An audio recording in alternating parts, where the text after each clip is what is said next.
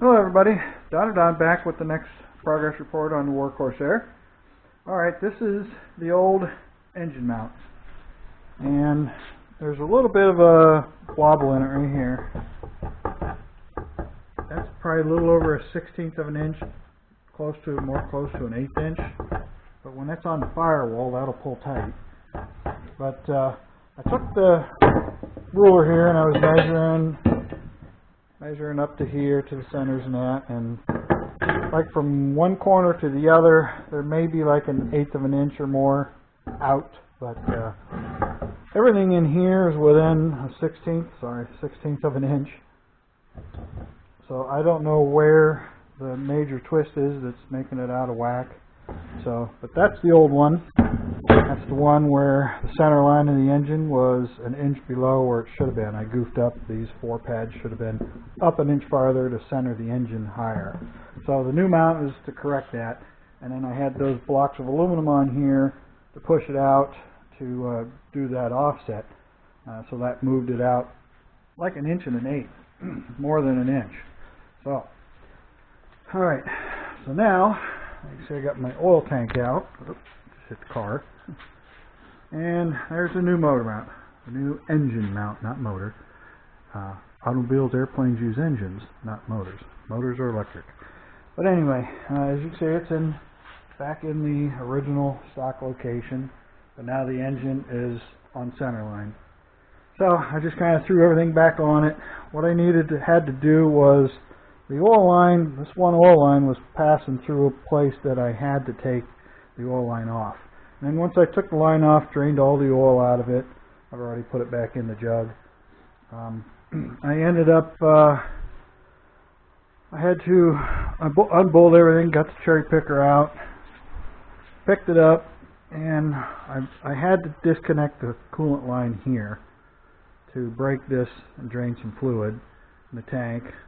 And that allowed this motor to swing over quite a bit because there was no way to get this out with the motor tucked in tight. So it swinged out enough hanging on the cherry picker up here that I was able to snake the other one out. And of course this coolant line was down through there that you couldn't get it off, so I had to break the connection and snake it out. But I ended up taking the oil lines off to drain it because they kind of snuck around and you couldn't get them out. Couldn't get the motor mount out past those 2 oil feed lines, this line and the other line. So I ended up pulling them out, drained the tank, and then I just took the tank completely out. And then by that point I was able to, while this was hanging, I had all the bolts out of the mount, and I just pushed it up as far as it would go, and I was able to snake it out with this last hose from this header tank. So it wasn't that bad. But I can tell you, it was just absolutely miserable working out here today. It did rain earlier today. It was thunderstorming this morning about 5 o'clock. I never really heard the rain. But when I got up and took the dog for his walk, it was definitely rained quite a bit. So, so that just kicked up the humidity another notch. But I had the door closed all morning while I was getting this all tore apart and ready to swap out. So everything's back in with the original hardware from the original motor mount. This is engine mount, excuse me, number 3. So these bolts are original to this style of mount. These are still original to either mount. So the original mount again was that one. That one came down and hooked directly onto the top of the block, and then it picked up motor original engine mount location points on the bottom. So it looks good. But when I was putting the mount in, the oil tank was still in. And when I put those bolts in over there and swung it over, this thing was within like an 1/8 of an inch of closing because it was hitting the corner of the oil tank right here. Turns out this mount is made to, so I pushed the engine head 1.5 inches. So it's the same distance as that one was. But because of that now, the oil tank is too fat. The oil tank hits this pulley by about 1/8 of an inch. So I'm going to need to either thin this down at 1/4 of an inch, and one way of doing it is to just come in here, cut it around this one, because I've got, close to 3/8 of an inch here on that fitting, and there's enough material up here that I can take off a good 1/4 inch on, just cut this front off, and then just make another one, weld it back on. But I'll still reuse it. And I could do the same thing here. I can literally just come in and cut the back off, but the back fitting is closer, as you can see, the back fitting is closer to this edge than this fitting is this edge. So I could do it both sides, but then I have to replace both skins, twice the welding. Again, so I get these marked out and in, so I know, because this is the end that has the tube that goes all the way up into the top of the tank. So, but it won't clear. It just barely touches, you know, like 1/8 of an inch right there. So it's going to need an 1/8 plus some for some clearance. So, but at first it was going to hit here too. So if I end up cutting this back off, it's going to remove these tabs as well. And I can redo the tabs to still use the same holes. It'll just be moved over. Once I thin it down, it'll probably clear. So that's one little setback for this new mount. But as far as bolting it in, they literally went right in. The first one goes in, second goes in, and just a little clearance and a tap, and then it goes through. Put the top 2 bolts in the engine side of the mount first, after I did the 4 firewall, and they lined up great. They were just a little snug on the bottom. The welding had kind of shrunk it just a little bit, but I put a little drift in there and I was able to pop the bolts right in. And then once I got these 2 top bolts started, got them in there, then the bottom ones were hitting, but it was just because of the weight of the motors hanging on that mount enough. But once I got it started in there, they poked right through. I used the impact and just run them right through and out the backside. And so those bolts are back to original. These bolts are all 4 back to the original size, and these 4. So everything's back to standard. These ones, you can see I use these automatic self-locking style. They're split. They got little cuts in them, so when you tighten them up, they grip, and they're self-locking. They're not a nylon lock nut, so you ain't got to worry about heat. And then these ones, these bolts are actually cotter pinned, so I'll be able to cotter pin those, so those are fine. And the bottom ones are just the same thing. All 4 of these are cotter pinned, and all 4 of these are mechanical crimps. So that's what I got done today. I did, you know, disconnect this. The only coolant line I took off was over there, that tank and that T-fitting over there. So, but since this mount is only 1.5 inches, and I extended it before with those aluminum blocks, now this is too long. You can see this dog leg in that thing there. It's hard to tell. I can't see the monitor, but there's a dog leg because this needs to be short. I got to take about 1 inch out of that. I already took like 1 inch off of this to get that to fit, and then I took another good inch off of this one to get that back into place. This one here, I'm probably going to need to lengthen it, but this is really close. I mean, this was on a 1-inch standoff before, but now it's going to hit the mount, so I can't put it back in, but it can go in pretty much just like that. So I'll just have to extend this one a little bit. So that's what I've been doing. Yesterday I finished all the welding, and then today I brought it out, threw it in the Aqua Blast cabinet, cleaned it up, took it over to their house, rinsed it off real good, and scrubbed it down with a Scotch-Brite pad, a green Scotch-Brite. Cleaned it off, brought it in, set it on that plywood, grabbed a little propane torch and heated it up and burned all the moisture off of it. Cleaned it up, and then I dug out my powder coating machine. Somebody mentioned, you know, maybe I could powder coat it, and it's like, I really wasn't thinking about it because I was just thinking about priming and painting it like I did last one. And it was like, well, if I got any white powder coat, I'll do it. Well, it turns out I had just enough powder coat. So I did 1 coat, put it on there, and there was some, because the gun doesn't like to spray up. If you tilt the gun up this way underneath when it's hanging, it doesn't like to spray. I found out that when it's on there, the problem is getting in the corners. There's like a Faraday effect. The 2 pieces of metal are competing for the electrical charge, so it pulls a particle and leaves like a dead zone in the middle. So it's hard to get back into these tight corners. So by just triggering the gun, just put, it tends to blast powder out first before it's mixed with air good. So you can sit there and kind of zap it and try to saturate it with powder. But it worked. Put it in there, 400 degrees, and it only takes, once it melts, it only takes 15-20 minutes. And I left it in longer than that and pulled it out and seen some dry spots where from being upside down, so I rehung it upside down and I hit it again, threw it back in and gave her a second coat. So looks good, came out nice, and it's more durable than the paint. The hoop, everything still fit, got close here, but everything fits good. The only problem is the tank now, because this is back an inch. Well, it was with the amount on there before the blocks, I didn't have the tank made yet, and it was going to have to be, like 3.5 inches. So right now it is 3 3/4, I think. Take a 1/4 inch off, it'll be down to about 3-inch tank.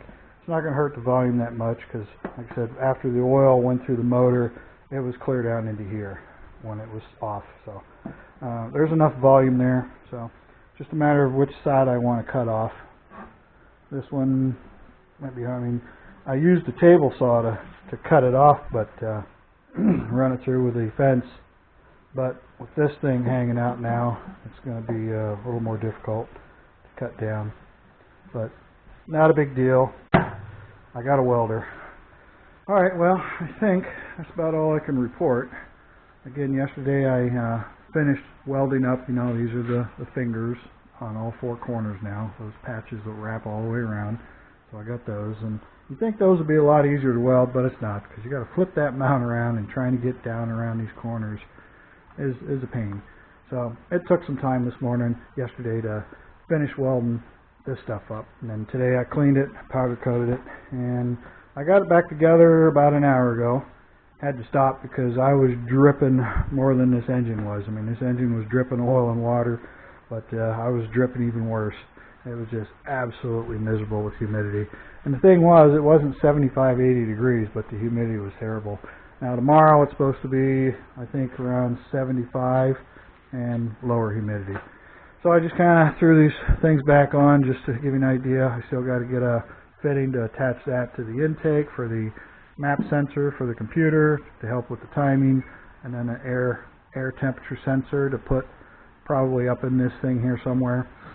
It could just be a sensor in here because it's just engine heat. If this is left open like this, you're going to get whatever the heat is here, you're going to get in there. So, but it's just a little something there. If it gets too hot, you have an option of pulling some timing.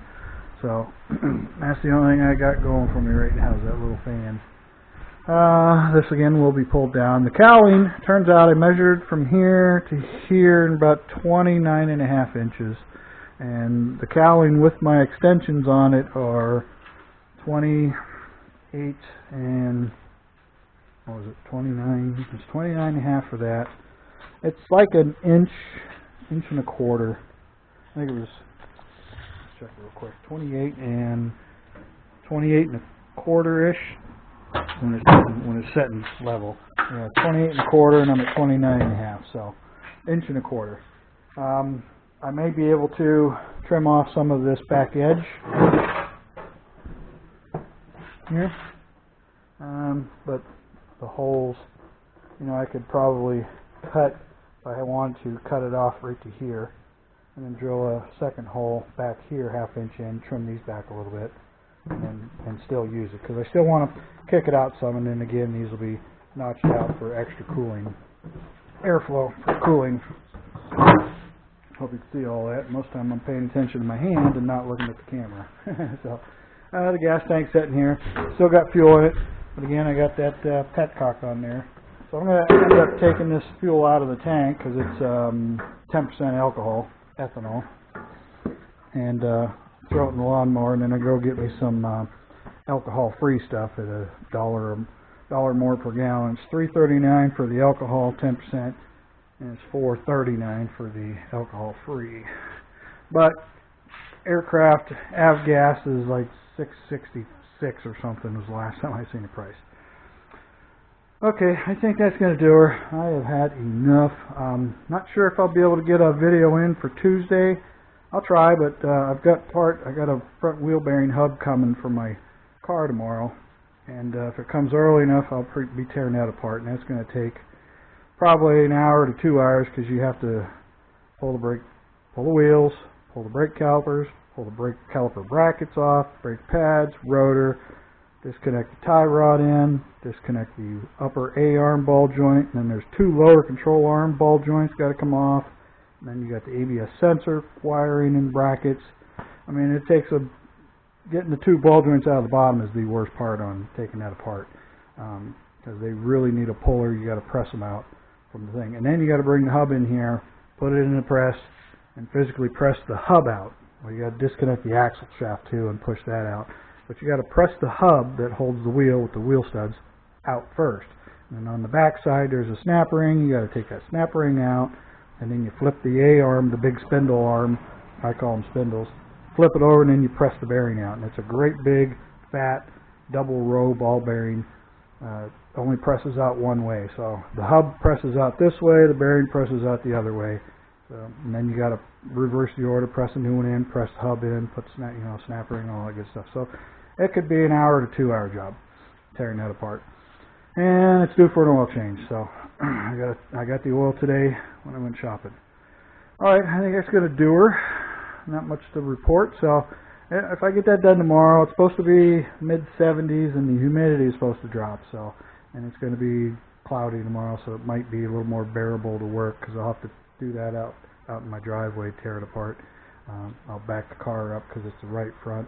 I could drag my air hose out there to use the impact on her. And so I got the oil lines back in where they got to go. It's just a matter of trimming that down a little bit, put it back in, and then I can get back on my exhaust and check that out and then decide what I want to do with the cowling. If I want to leave the cowling out, I probably can't leave the cowling where it is now, or I'll probably have to take at least an inch out of it.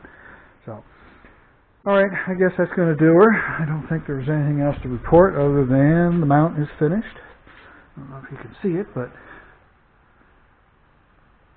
these are the two bolts that go in the lower mount, and then the oil outline and the oil in lines over there. You can see the kink in that hose because I got to shorten up the hose on the firewall. So you can see the firewall's a little wet there from water when it was splashing down and out. So, but a little bit on the drained on the belly too by the looks of her. So I got to put that cover back in place because I was planning on taking that out. So now I'm not going to. So okay, everybody, that's going to do her. I'm going to call it a day. I'll be back out here again tomorrow, either on this or the car or both. So, but if I can, I will get another video up Tuesday night. Hopefully I'll have this back in and oil back in her, and then the next thing to do is to deal with these. Figure out what I'm going to do that. I've got my YouTube money coming Thursday. It's supposed to get about $148, so that's going to go towards the wideband oxygen sensor. So get that coming, get that in the exhaust, get the pipes welded, sticking out the bottom of the cowling, get the cowl refitted, and then I can get to work on the cowling, start patching that up, and then start getting ready for the cow flaps and making the jig to make the cow flaps. So, all right, everybody, as always, feel free to leave any comments, questions, concerns. Appreciate the ones you guys are leaving now, and don't be afraid to leave comments. And I will get back with you. Hopefully you'll see me again Tuesday. So for now, this is going to be down and on out. Take care, everyone.